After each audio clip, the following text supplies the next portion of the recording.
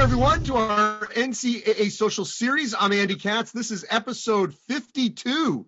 Yes, a year's worth of social series.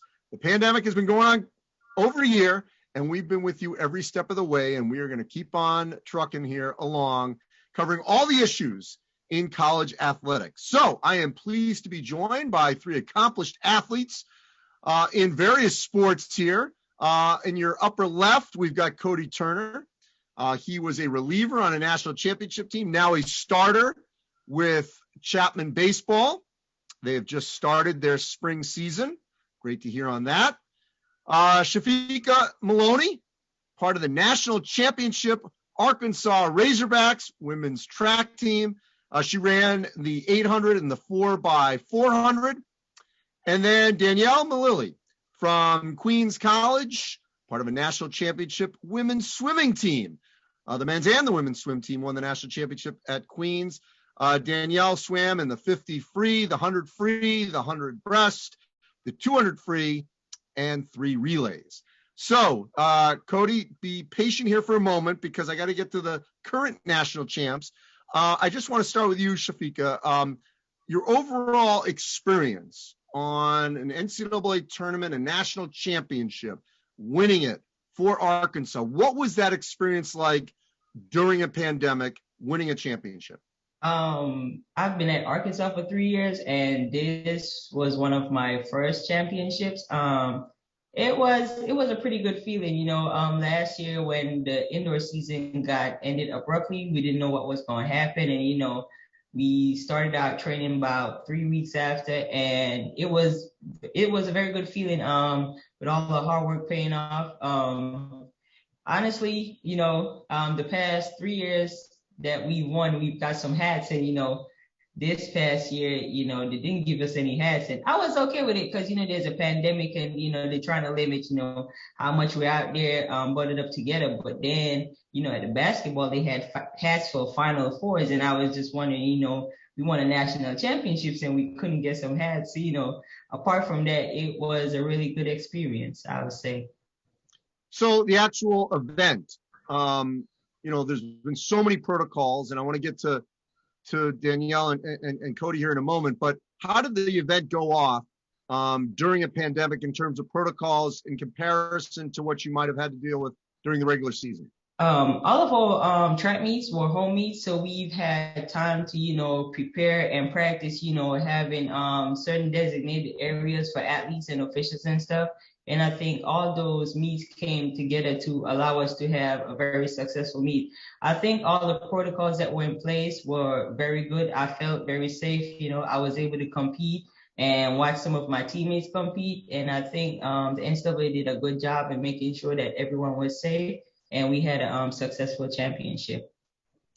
So Danielle, I will tell you that swimming, for whatever reason, was one of those sports during the early stages of the pandemic. Pools weren't open. A lot of it, I think, probably had to deal with locker rooms. And so that was a big issue for ultimately swimming to get on board as one of the sports that could come back. What was your experience like during the regular season in comparison to the NCAA tournament of winning a championship? The season, kind of like Shafiqua mentioned, we prepared for it and we wore our masks and we had rules in place. So by the time we got to NCAAs, nothing was very different. So it honestly felt like the most normal experience I've had in a year, and surprisingly, even with all of the rules in place. But it was executed very well, I believe. And there was a system of putting your mask on right when you step out of the pool, and then it's only off when you're in the water, things like that. And so, yeah, it wasn't much different. I think having a little less than a year to prepare for it was the main benefiting factor. I just asked a quick technical question. How did that work when you're still potentially wet and you've got to quickly put on a mask? Yeah, so you still put it on.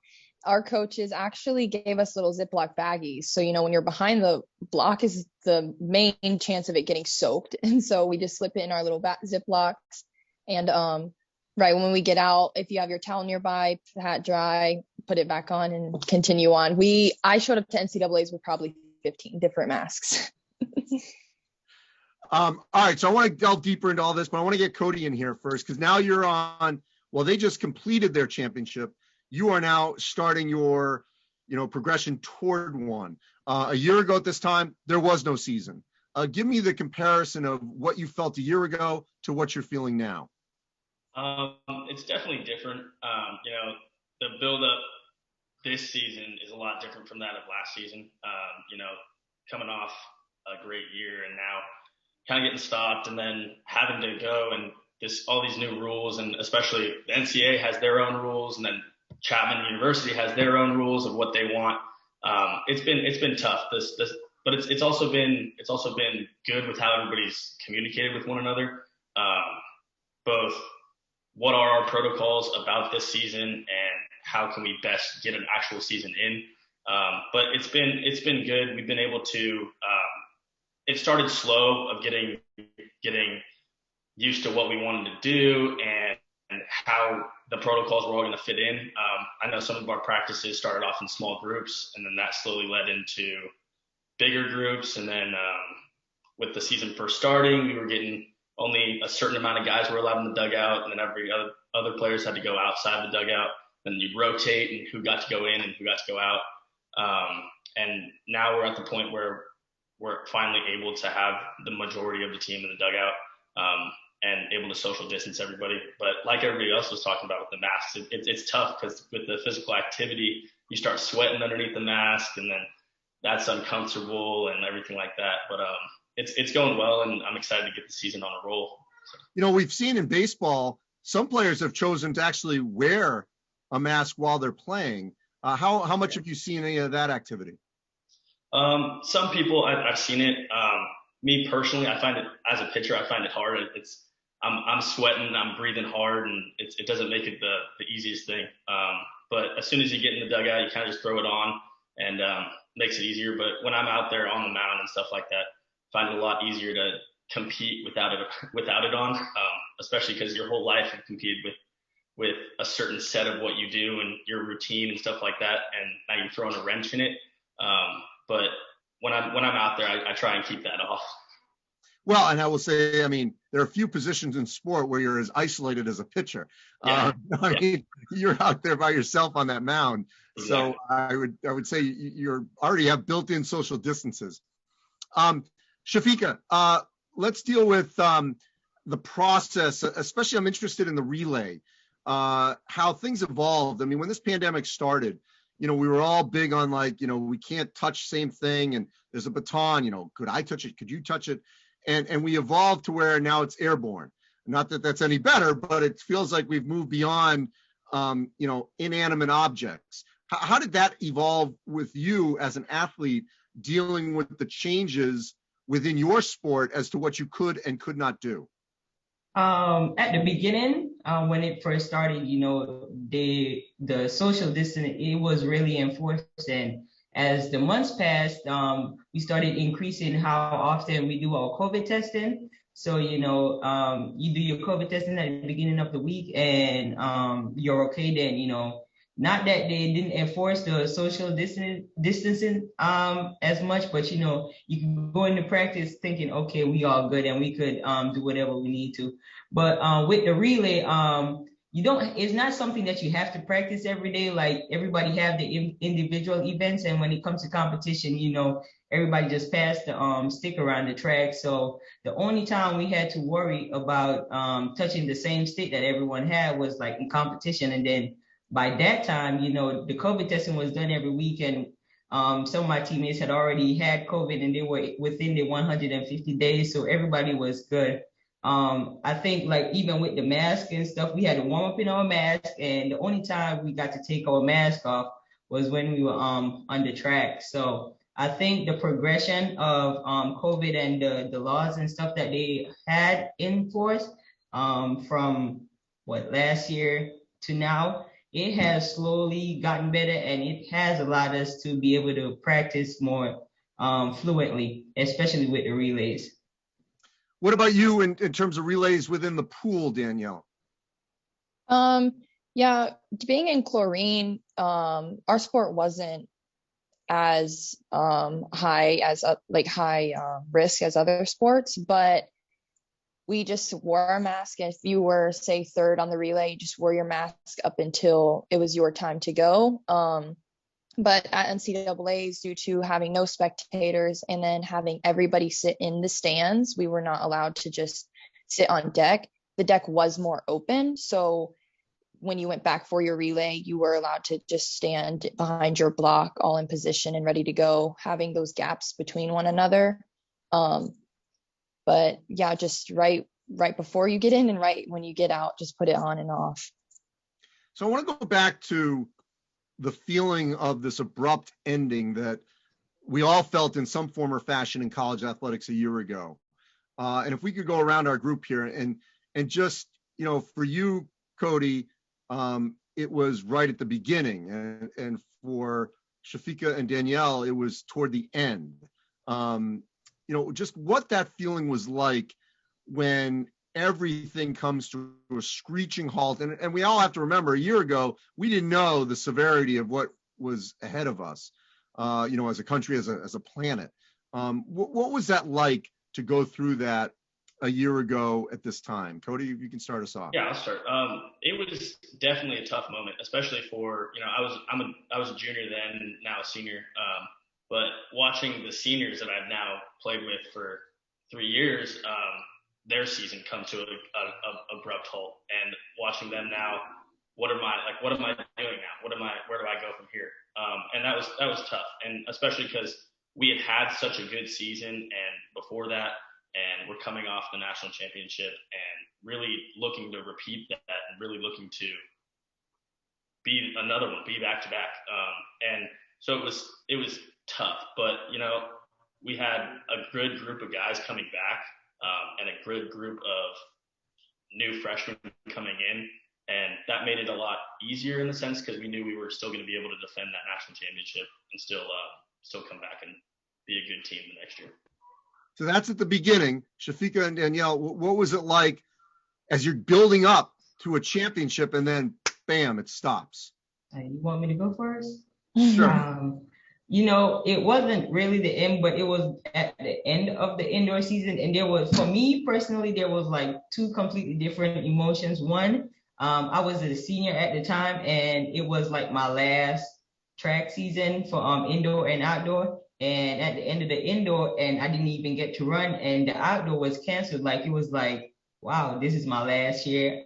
I'm not sure what's going to happen in the next couple of months. Am I going to have my outdoor? Because at that time, they didn't tell us whether or not they were going to grant us our outdoor back. So, I was like, it was so much emotions. And then, if track and field, and if you run, running is not easy. Like, track practice is really hard, and having to do all that work leading up to that moment, and then it just stops, and you can't go out and show all the hard work you've put in. It wasn't easy for some of us, especially some of the seniors who had to say, well, okay, I can't come back, like this has to be the end of it. Like, so it was pretty rough emotionally. Yeah, I would say the same. It was really rough, especially for the seniors. Being all the way up in Geneva, Ohio too, we were lost, honestly. We don't know what's going to happen. We had to get back to North Carolina. We had the school telling us we had 3 days to get off of campus, and we're like, we're not even on campus. So it was intense. It was more obviously shocking too, just because we had been there for 4 to 5 days already at that point. And it was kind of in steps. It was slowly, they took away spectators, and then that night, the second day, we didn't go back at night for finals. And when we were told, the seniors, it was just so sad, because like Shafiqua said, some of them couldn't come back, and some of them weren't going to take that extra year, and that was the end. And it was so abrupt, and it was like a slap in the face. And we just all tried to be there for one another and try to make the best of it. But yeah, it was insane. So one thing that I've experienced, in covering this, and then as a parent of a freshman in college, This year, when people ask me, well, how's my daughter doing? I said, well, it's not easy. It's just like, it's not normal. And I will tell you that, and I'm curious if you all share this, the experience that, we're living through, is that college students, let alone student athletes, it felt like to me that they were living in as much fear of being contact traced as much as getting the virus. Because at least where my daughter goes to school, the contact tracing dorm, was like under lock and key. Whereas if you had the virus, there was actually a little bit more freedom within your sort of COVID dorm. And that stress is real. And I don't know if the public understands that, of what every college student, let alone student athlete, had to go through. And so I'm going to go around the room here as well. And Danielle, if you could just talk me through the last 6 months of what that was like, of going through that daily stress of every day that you're getting tested, every week or however you're getting tested, of on pins and needles, who's positive, who's not, what does that mean, who was I with, do I get contact traced, and all that kind of daily, nightly stress that you all went through. Yeah, it was high. It was high intensity. We, found ourselves walking on eggshells every practice. Being limited to like not using a locker room and stuff, that was a little bit, we felt safer in that sense, but you never know. And, we have a trustful relationship, but you don't know where you can get it from outside sources, grocery stores, things like that, what people are doing with their free time. And it was, just thinking about it makes me stressed out. We went through a 2-week period where we had one after another, just positive cases. And this was back in, after New Year's Eve. And we seeing so many people, it felt like our team was falling apart. And those who were negative, we ended up having to self-isolate for just about 2 weeks. And I live here alone in an apartment off campus, but I was stressed to go to the grocery store. I was like, am I just not presenting my symptoms yet? Am I asymptomatic? And not knowing fully, there's so many questions about this virus that not everybody is knowledgeable about it, including myself. And I don't know all the facts 100%. And so not knowing, I literally had to look up what is the difference between quarantining and isolation. And we just took it step by step. It was stressful, but, so many highs and lows. And I'm just thankful that we finished the season out. Shafiqua. It was, as piggybacking off what Danielle said, we were walking on eggshells. With track, you miss 2 days and it feels like a whole month. So missing 2 weeks was really rough. There have been 2 instances in the off season where like almost everybody on the team had a positive, and you go to COVID testing and you can't sleep the night after because you don't know if you're gonna wake up to text messages or phone calls saying that you're positive and you have to go into quarantine.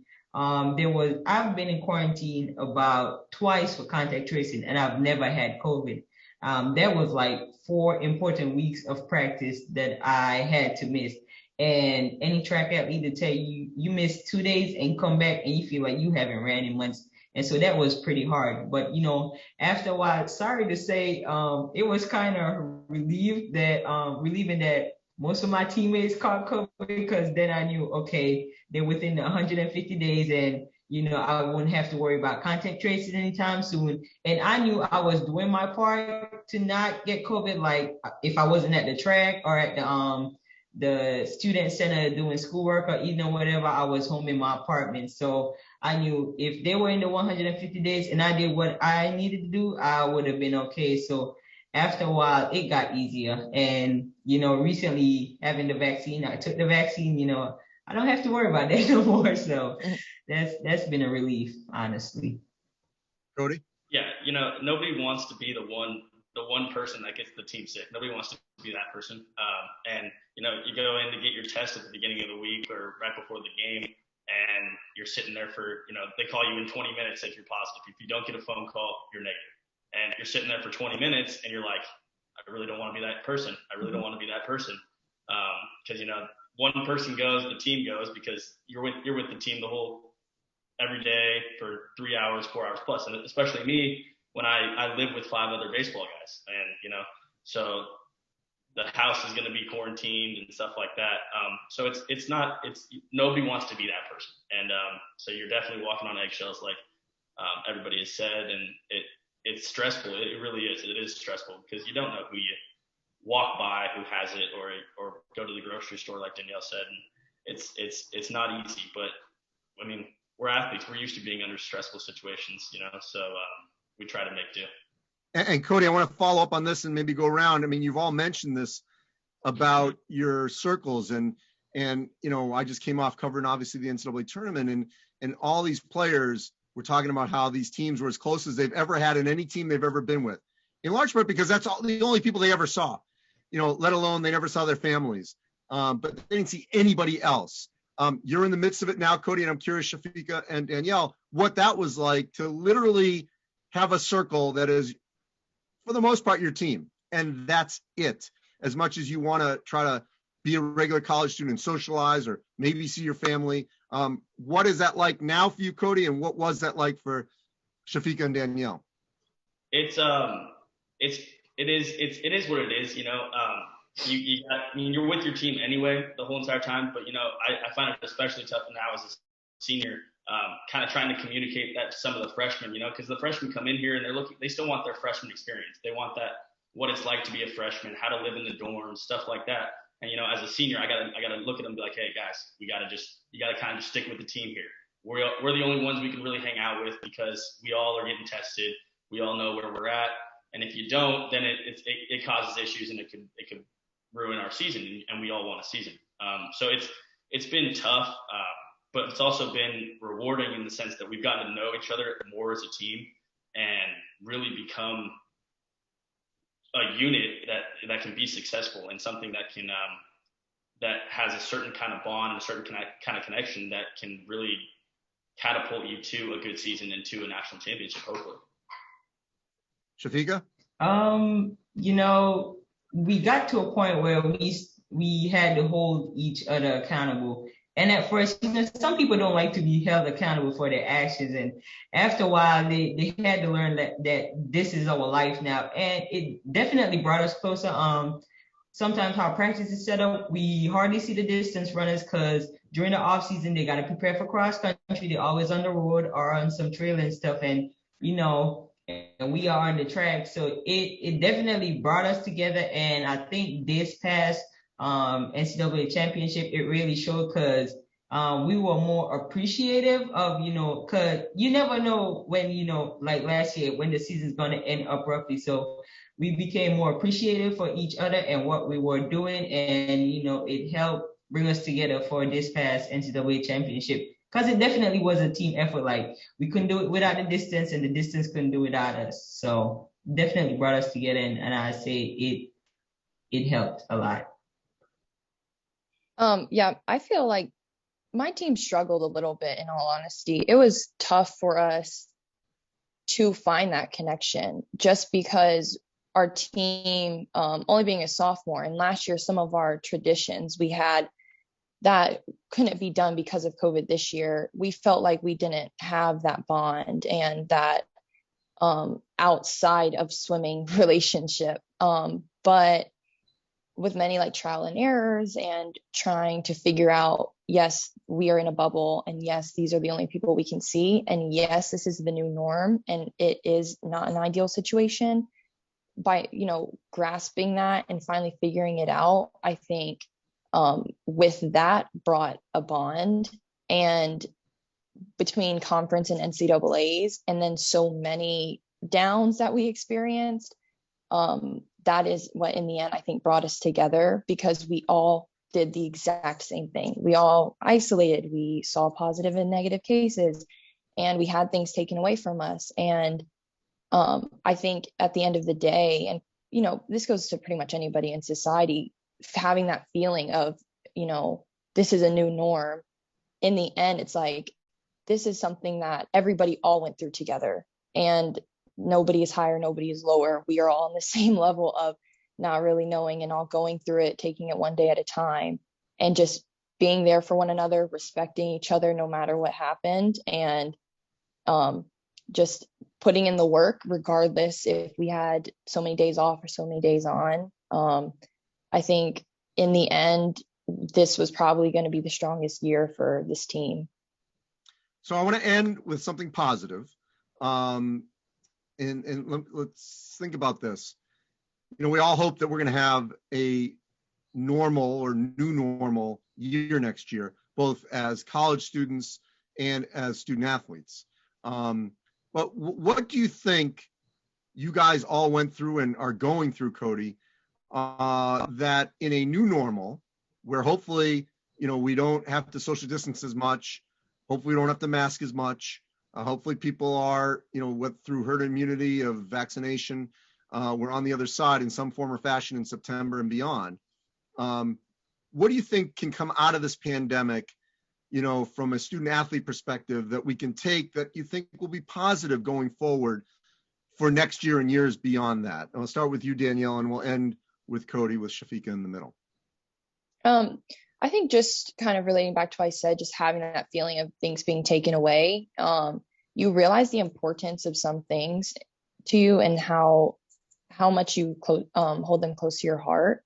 And so I think moving forward, it's like, at least for myself, I'm going to value this next few years. You know, I'm only a sophomore, so I still have 2 more years, and I'm going to value it probably more than I would have in my previous years of swimming, because I know the feeling now of not being able to. And, you know, it's tough and it's easy to say, oh, my sport sucks right now, or, oh, I'm tired, but I don't want to go through this period again or have 6 months of no training whatsoever.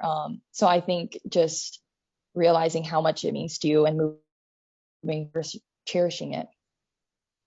In relation to what Danielle said, I think, and I guess I could speak for other athletes as well, it allowed us to have greater appreciation for our sports, because, you know, you never know when it's going to be taken away, when you're going to have it back, or what life is going to look like down the road. And, you know, I couldn't see it then, but now, you know, I think, and unfortunately, I think the pandemic was like a blessing in disguise, because, you know, I think a lot of us learned stuff about ourselves that we didn't know, and, you know, became stronger people, not just physically, but mentally and emotionally. Because I think, you know, it takes a lot to be able to train not knowing what comes next. Because like I said, after the pandemic, like 3 weeks after, I started training, and I didn't know if I was going to have a track season, but I kept going at it because I realized it was something that I love and something that I wanted to do. So, you know, I stuck it out, and, you know, and I'm starting to, you know, fruits of my labor, so to speak. And I think, you know, everybody out here, and not just us, you know, just hang on to what you're doing, and things definitely will get better. I think the pandemic is something we're going to have, not the pandemic, but, you know, the situation that is going on is something that we're going to have to learn to live with, and, you know, listen to, you know, the healthcare officials and everything, so we could get back to some sort of normalcy. Yeah, Cody, wrap us up. Agree completely with everybody. And I think when people are able to accept an unchangeable situation, such as the one we were in, nobody can change it. You know, we were all in this situation together. And I think when people were able to accept that, we were all able to kind of better ourselves and become more successful, because we didn't have any other option. You know, nobody else had an option of what, I mean, nobody knew what to do, you know? So once you were able to accept it, you were able to, all right, now what can I do? Where can I go from here? And that meant even training harder at home, because that was all you could do. Or, you know, running over tapes and video, and just because you didn't have anything else to do. You couldn't practice as a team, so you might as well get better somehow. And, you know, I think those little things of how to get better when you couldn't actually go physically do those things is going to be a positive for future people, because now they can look at what we did to get better during this time and use that, as well as actually their practice, to even become better and make themselves even more successful. Well, all 3 of you are champions. I really appreciate you sort of peeling it back a little and talking about the real issues here. I mean, and so much as we discussed here during this call, you know, I don't think is in the public space as much. Everyone just sees the competition and not knowing fully what goes on behind, and especially the stress that all of you and all student athletes and all college students, as I said, have been under this year. It's been unprecedented, and it's a credit to all of you to get through it, and hopefully it will all make us obviously stronger because of it. So Cody, Shafiqua, and Danielle, I appreciate it all, and hope only the best for all of you. Cody, you got another championship to try to go out and win this spring. And that'll wrap up episode 52 of our NCAA Social Series, a full year of doing this show. We look forward to many more weeks, maybe many more years, of bringing you all the issues in college athletics from across all divisions, 1, 2, and 3. So, as always, you can go to ncaa.org/social series to check out all our 52 episodes. You can watch any of them. We'll talk again next week. Stay safe, everyone.